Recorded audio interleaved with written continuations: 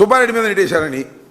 సుబ్బారెడ్డి గారి ఒత్తిడి చేయటం వల్లనే జేఈఓ గారు ఈ కార్యక్రమాలన్నీ చేశారు. ఏ కార్యక్రమాలు నాకు అర్థం కాదు. అసలు కార్యక్రమమే లేదు అక్కడ అవినీతియే లేదు, అక్కడ కల్తీ నెయ్యే లేదు, కల్తీ లడ్డూనే లేదు, లేకపోయినా అన్నీ జరిగిపోయినాయి అనేటువంటి మాట మాట్లాడేటువంటి ప్రచారం అసలు సిట్టు కన్నా కూడా వీళ్ళు ఎక్కువ ఇన్వెస్టిగేషన్ డిపార్ట్మెంట్ లాగా తయారై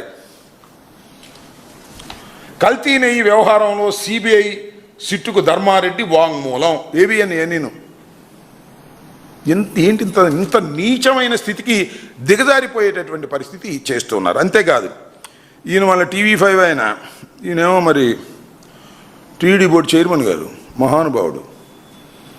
టీడీడీ బోర్డు చైర్మన్ అంటే ఒక పవిత్రమైనటువంటి స్థానం. ఆ స్థానంలో కూర్చున్నాడు. ఆయన కూర్చున్న టీవీ ఛానల్లో ఎంత తప్పుడు ప్రచారం చేస్తుందంటే అది కూడా అంతే, తందానా.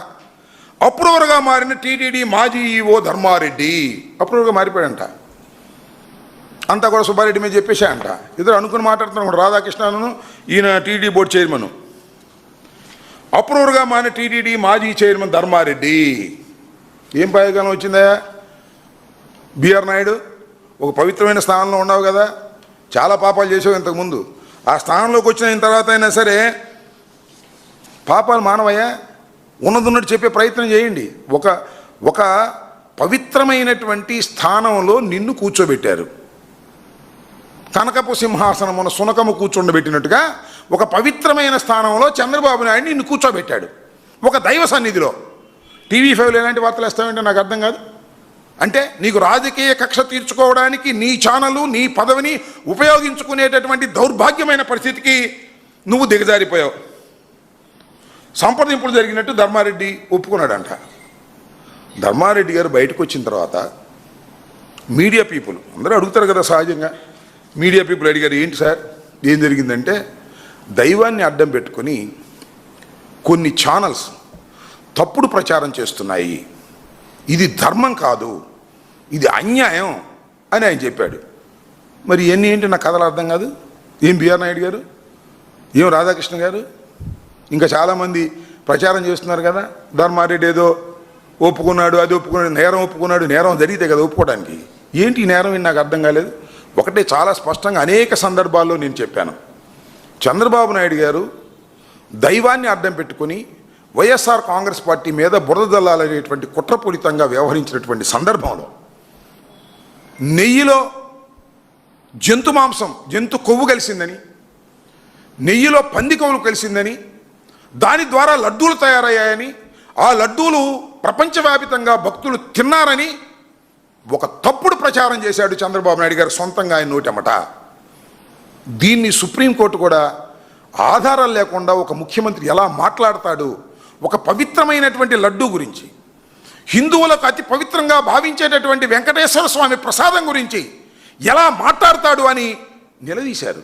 అంతేకాదు ఆ ఈఓ శ్యామలరావు గారు ఆ రోజు చాలా స్పష్టంగా చెప్పాడు, కల్తీ నెయ్యిని వాడలేదు మేము, నెయ్యిలో కొన్ని అనుమానాలు వస్తే తిరిగి పంపించేశామని చెప్పాడు. పంపించింది మొదటిసారా? కాదే, చంద్రబాబు నాయుడు గారి టైంలోనూ పంపించేశారు, జగన్మోహన్ రెడ్డి గారి టైంలో పంపించారు, రాజశేఖర రెడ్డి గారి టైంలో పంపించారు. ఏదైనా ఒక లడ్డూ తయారీకి నెయ్యి సరఫరా జరిగినప్పుడు ఏ కంపెనీ సరఫరా ఇచ్చినప్పటికీ కూడా ఆ సరఫరాలో నాణ్యతను చెక్ చేసేటటువంటి ఒక మిషనరీ కింద ఉంది. ఆ నాణ్యత కరెక్ట్గా ఉందన్న తర్వాతే అది కొండ మీదకి వెళ్తుంది. నాణ్యత లేదు అని సర్టిఫికేట్ వస్తే వెనక్కి పంపుతారు. ఇలా అనేక సందర్భాల్లో వెనక్కు పంపినటువంటి సందర్భాలు ఉన్నాయి. అది చంద్రబాబు నాయుడు గారా, జగన్మోహన్ రెడ్డి గారా, రాజశేఖర రెడ్డి గారా కాదు, ప్రతి సందర్భంలోనూ చెక్ చేసుకుని క్వాలిటీ బాగోకపోతే పంపించినటువంటి సందర్భాలు ఉన్నాయి. మరి మీరు ఎందుకు మీ టైంలోనే, ఇది వేరే రాజశేఖర రెడ్డి గారు జగన్మోహన్ రెడ్డి గారు ముఖ్యమంత్రిగా ఉన్నప్పుడు కాదు, మీరు ప్రమాణ స్వీకారం చేసిన తర్వాత జరిగినటువంటి వ్యవహారం ఇది. మీరు ఫెయిల్ అయ్యారా? అది ఫెయిల్ అయ్యి జగన్మోహన్ రెడ్డి గారి మీద నెట్టాలని చూస్తున్నారా? లేదు సుబ్బారెడ్డి గారి మీద నెట్టాలని చూస్తున్నారా? లేక ధర్మారెడ్డి గారి మీద నెట్టాలని చూస్తున్నారా? ఏమిటి అన్యాయం అని అడుగుతా ఉన్నా.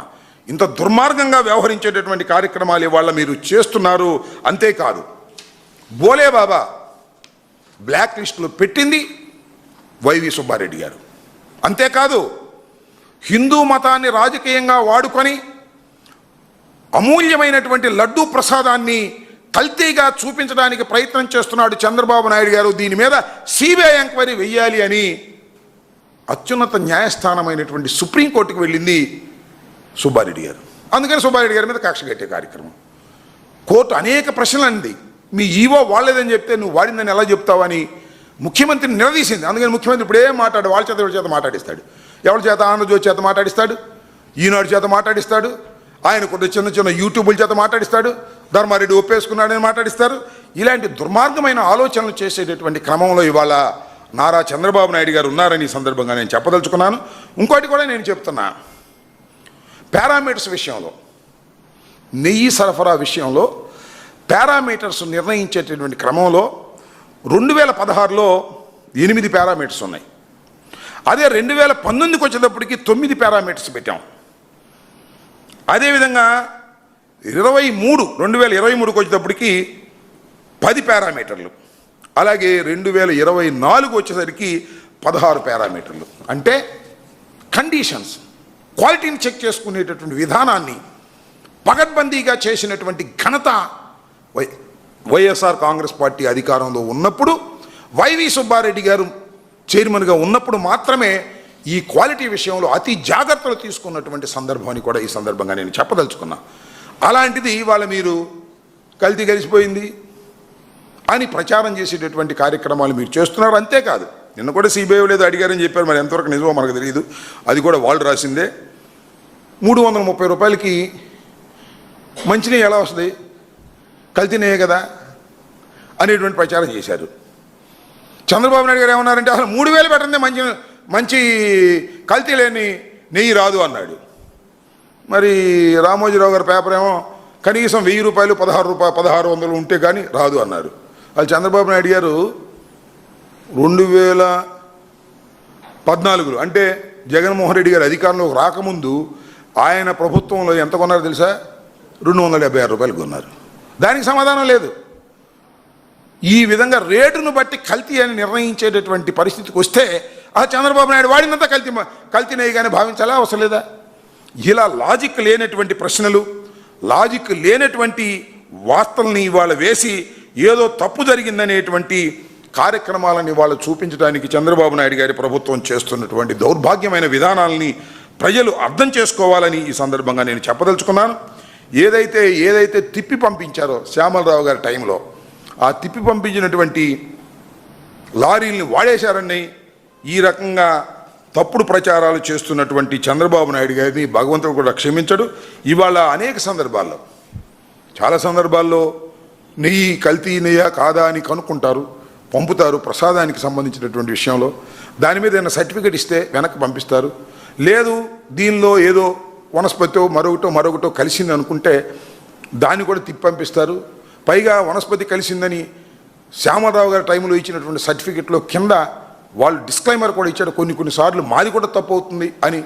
మాది కూడా తప్పు అవుతుంది అనుకున్నప్పుడు సుప్రీంకోర్టు అడిగింది, వాళ్ళది కూడా తప్పు అవ్వచ్చు అని అన్నప్పుడు మీరు దేశంలో ఇన్ని ల్యాబ్లు ఉన్నాయి కదా, ఎందుకు మళ్ళీ మీరు కౌంటర్ చెక్ పంపించలేదు అడిగితే దానికి సమాధానం చెప్పడు చంద్రబాబు నాయుడు గారు. గోమాంసం ఎగుమతి మీద సమాధానం చెప్పడం, ఇలాంటి విషయాల మీద సమాధానం చెప్పడం, సమాధానాలు చెప్పేయన్నీ కూడా ఈనాడు, ఆంధ్రజ్యోతి లేదా యూట్యూబ్ ఛానల్స్ వాళ్ళ ఛానల్స్తో సమాధానాలు చెప్పి బురదలేటటువంటి కార్యక్రమం చంద్రబాబు నాయుడు గారు ఉద్దేశపూర్వకంగా మతాన్ని అడ్డం పెట్టుకొని రాజకీయం చేయాలనేటువంటి దురదృష్టకరమైనటువంటి వాతావరణాన్ని వాళ్ళు సృష్టిస్తున్నారు. సుప్రీంకోర్టు కూడా అడిగింది, మీరు మతాన్ని అడ్డం పెట్టుకుని రాజకీయాలు చేయకండి, దేవుణ్ణి రాజకీయాల్లోకి లాగవద్దన్నా కూడా నిత్యం దేవుణ్ణి రాజకీయాల్లో లాగే కార్యక్రమమే. దుర్మార్గమైనటువంటి రాజకీయాలు ఇవాళ చంద్రబాబు నాయుడు గారు చేస్తున్నారు. దీన్ని ప్రజలు గమనిస్తున్నారని, వాస్తవానికి ఎక్కడా కూడా కల్తీ నెయ్యితో లడ్డూ తయారు చేసినటువంటి ఆధారాలు లేవు, అలా జరగలేదు. ఇది వాస్తవమైనటువంటి విషయం. దీన్ని ఏదో ఒక విధంగా మసిపూసి మారేడుకాయ చేసి దాన్ని నిరూపించాలనేటువంటి తాపత్రయంతో ఇవాళ చంద్రబాబు నాయుడు గారు ప్రయత్నం చేస్తున్నప్పటికీ కూడా వాస్తవాలు మాత్రం ప్రజలకు చాలా క్లియర్గా అర్థమయ్యేటటువంటి కార్యక్రమాలు జరుగుతూ ఉన్నాయి. ఎప్పటికప్పుడు డైవర్షన్ పాలిటిక్స్ చేసేటువంటి కార్యక్రమం, రాష్ట్రంలో జరుగుతున్నటువంటి దుర్మార్గాలు, అన్యాయాలు, అక్రమాలు వీటన్నిటినీ డైవర్ట్ చేయడం కోసం సమయం వచ్చినప్పుడల్లా నెయ్యిలో కల్తీ, లడ్డూలో కల్తీ అని చెప్పేటువంటి కార్యక్రమం చేస్తున్నారు. ఒకవైపున అతి పవిత్రమైనటువంటి గోవధ జరిగి మాంసాన్ని సరఫరా చేస్తుంటే ఇతర దేశాలకి ఉంటే దాని గురించి